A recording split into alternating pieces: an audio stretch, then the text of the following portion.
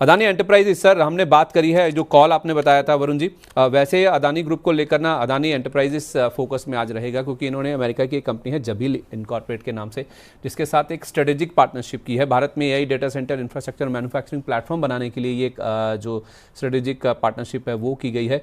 AI के लिए data centre hardware की बढ़ती ग्लोबल मांग को पूरा करना इस साझेदारी का उद्देश्य है, और ये दोनों कंपनियां मिलकर vertically integrated manufacturing platform develop करेंगी।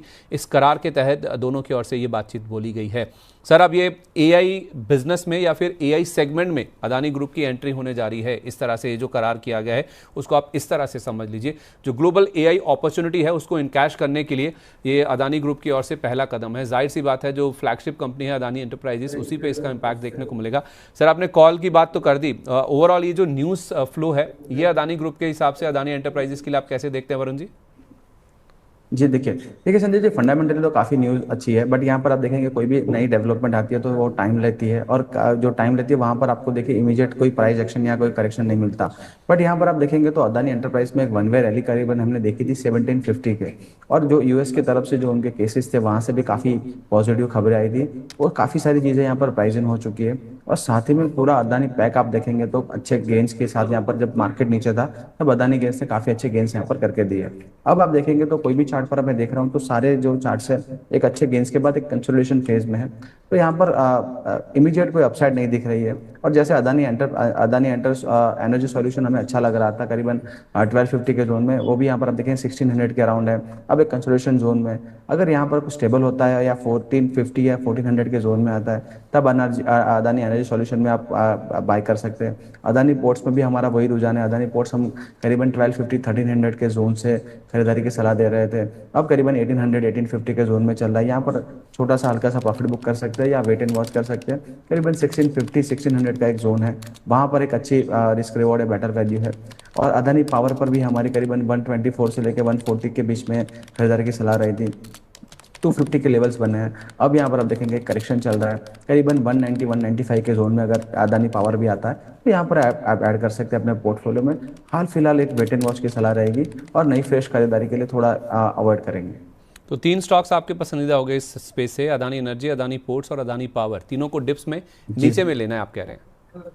जी बिल्कुल संदीप जी।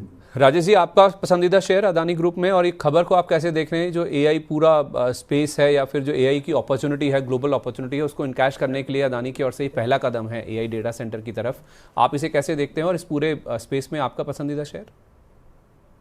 संदीप जी, कोई ऐसा सेक्टर है बचा हुआ जहां अडानी अभी नहीं है या वो नहीं आ रहा? मुझे नहीं लगता कि इंडिया में कोई ऐसा सेक्टर बचेगा जहां अडानी नहीं है, क्योंकि जहां जहां भी अपॉर्चुनिटी है वहां पे उनकी एंट्री हो जाती है।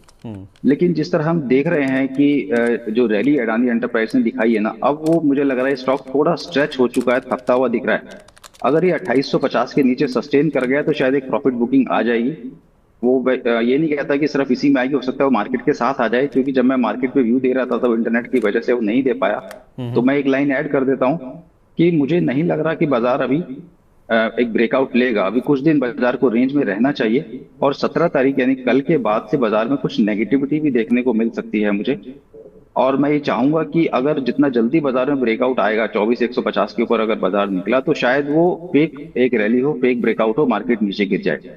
तो अगर मार्केट नीचे आता है, सस्टेन करता है, कंसोलिडेशन के बाद ब्रेकआउट लेता है तो बहुत ज्यादा बेटर है। इसलिए इन स्तरों पर बाजार में अगर हम एग्रेसिव बाइंग करेंगे तो हम फंस सकते हैं। और रही बात अडानी की, तो ये अपने हायर लेवल पर, क्योंकि थोड़ा सा नेगेटिव डाइवर्जेंस भी मुझे दिख रहा है, तो फ्रेश एंट्री से अभी बचो। थोड़ा डिक्लाइन आपको मिल जाए, स्टॉक आपको 2700 2720 के आसपास मिलता है तो अच्छा खासा हेल्दी करेक्शन हो जाएगा, वहां लॉन्ग पोजीशन इसमें बनाई जा सकती है फिर से न्यू हाई के लिए। पसंदीदा शेयर आपके कौन से हैं? इसमें अगर मैं पसंदीदा शेयर बोलूँ तो ये अडानी एंटरप्राइज और अडानी पावर। अदानी एंटरप्राइजेस और अदानी पावर, ठीक है। ये आपने कहा कि 17 जून के बाद बाजार गिर सकता है, इस डेट का कोई सिग्निफिकेंस है या फिर कोई एस्ट्रोलॉजी वाला फैक्टर है इसमें कोई? ये कुछ एस्ट्रोलॉजी का फैक्टर है, उसको देखते भी हैं हमारे कुछ साथ में मित्र हैं जो देखते हैं। तो उस पर हमने निकाला है कि 17 तारीख के बाद से जो मार्केट का टाइम है वो उतना फ्रूटफुल नहीं होगा। तो अगर ऐसा कुछ हुआ है तो उससे पहले हम बच सकते हैं कि हम अपनी पोजीशन ना बनाएं या वेट कर ले मार्केट के गिरने का। अगर ऐसा नहीं होता है तो फिर देखेंगे कैसी पोजीशन बनानी है, पर फिलहाल अभी बचो। और आज एक्सपायरी के लिए मुझे नहीं लग रहा कि कोई ट्रेडिंग